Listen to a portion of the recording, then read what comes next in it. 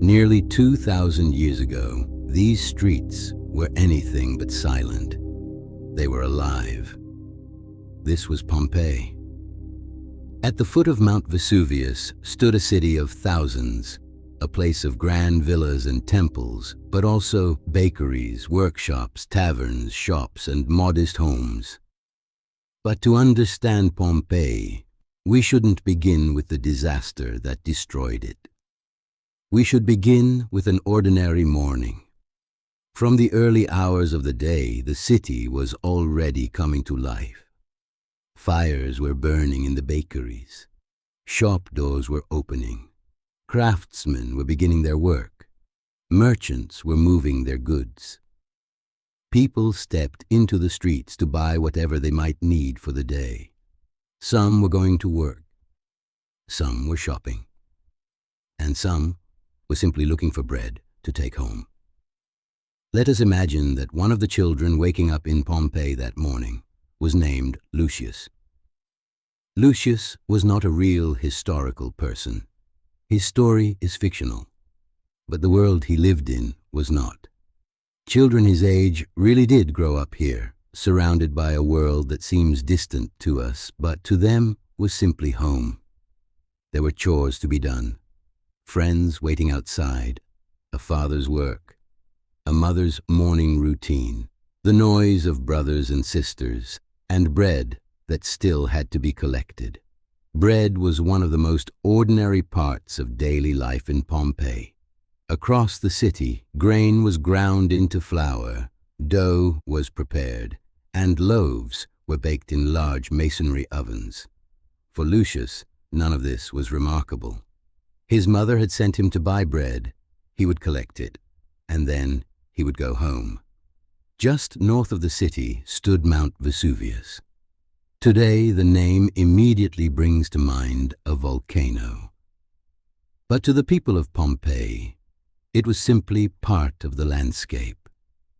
A great mountain rising above vineyards, farmland, and settlements. There was little reason for someone looking at it that morning to imagine what was about to happen. Pompeii, however, was no stranger to disaster. Around 17 years before the eruption, a powerful earthquake had badly damaged the city. Homes, temples, and public buildings had been struck, beginning a long period of repair and reconstruction. When Vesuvius eventually erupted, traces of that work could still be seen across Pompeii. Earthquakes were part of life in this region. And in the days before the eruption, the ground had shaken again. But life continuing after an earthquake was nothing new to the people who lived here. Looking back, it is easy for us to interpret those tremors as warnings of what was coming, but the people of Pompeii did not have the one thing we have: hindsight. Then Vesuvius changed. Magma rising beneath the mountain fragmented violently. Gas, ash, and volcanic material were blasted high into the atmosphere. Above Pompeii, an enormous eruption column began to rise into the sky. No one watching those first moments could have known how the day would end. One of the people who witnessed the eruption was Pliny the Younger. But he was not in Pompeii. He was across the Bay of Naples, at Misenum. Years later, in letters written to the historian Tacitus, Pliny described what he had seen. The cloud rising above Vesuvius reminded him of a pine tree. It rose high, like a trunk, then spread outward into branches. His account would become one of the most important eyewitness descriptions of the eruption. And almost 2,000 years later, it still helps us understand what happened that day. Back in Pompeii, small pieces of volcanic material began falling from the sky. Then more, and more. These were not ordinary stones. They were fragments of porous, lightweight volcanic rock thrown high into the atmosphere during the eruption. Pumice began falling faster. As the hours passed, it accumulated in the streets and piled onto rooftops. Everyone still inside Pompeii now faced a decision: stay or leave. From where we stand today, the answer can seem obvious. But the people living through the eruption did not know what would happen next. They did not know how long it would last.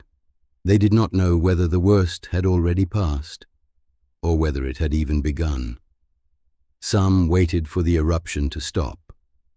Some gathered their valuables. Some searched for relatives. Others left the city as quickly as they could. During a disaster, people do not make decisions with knowledge of the future. They make them with whatever information they have at that moment. In our story, Lucius and his family eventually decide to leave. As the hours passed, the city around them became increasingly difficult to recognize. Ash in the atmosphere blocked the sunlight. Day began to turn into night.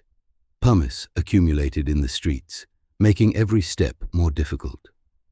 But the danger was not only beneath their feet. Volcanic material was also piling onto the roofs above them. The weight kept increasing. Eventually, some buildings could no longer support it. Roofs began to collapse. Somewhere in the darkness, among falling debris and people trying to escape, Lucius became separated from his family. We cannot know exactly how such a moment would have happened. Lucius, after all, is not a real child. But in the confusion that engulfed Pompeii that night, it is not difficult to imagine families losing sight of one another.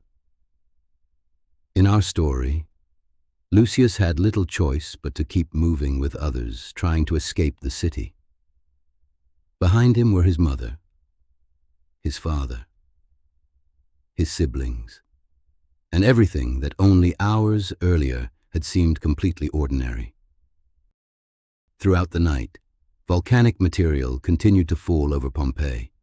The streets filled, roofs collapsed, escape became increasingly difficult, and yet people were still alive inside the city. Some waited in their homes, some searched for shelter, others were still trying to escape, but the most lethal stage of the disaster had not yet arrived.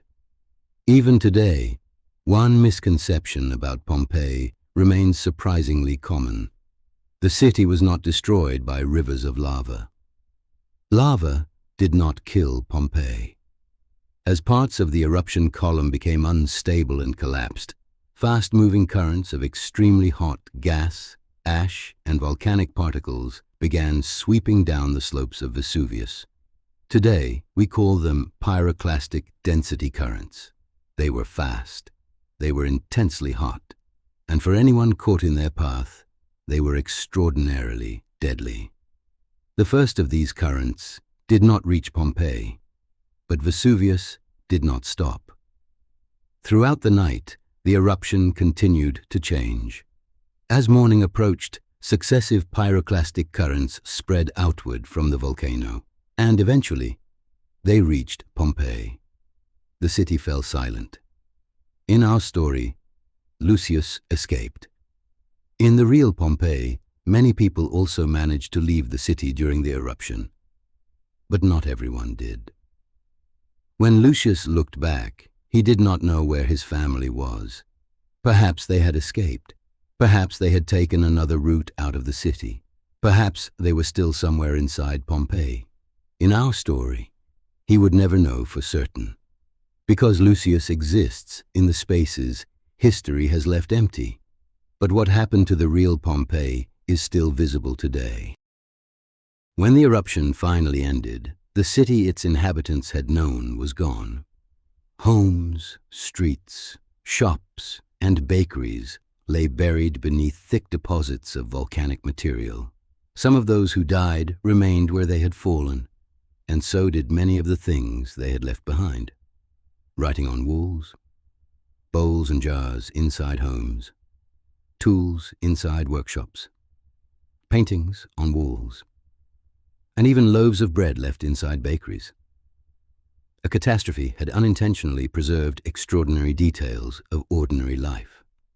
Centuries later, when Pompeii began to emerge again, What people found was more than the architecture of an ancient Roman city. They found traces of lives, work left unfinished, words written on walls, objects once held in someone's hands, shops, homes, bakeries, the remains of a world whose inhabitants had expected that day to be followed by another. Lucius does not appear in any history book. We did not find his name carved onto a tombstone. We do not know that a boy like him walked to a bakery that morning to collect bread for his mother. But children like him lived in Pompeii. There were mothers, fathers, brothers and sisters, and some of those children survived. They grew older. They lived lives that continued long after Pompeii disappeared beneath the ash. We cannot know how often they thought about the streets they had known, the homes they had left behind, or the people they had lost. But memory does not remain buried simply because a city does. Our Lucius is imagined, but the child he represents was not.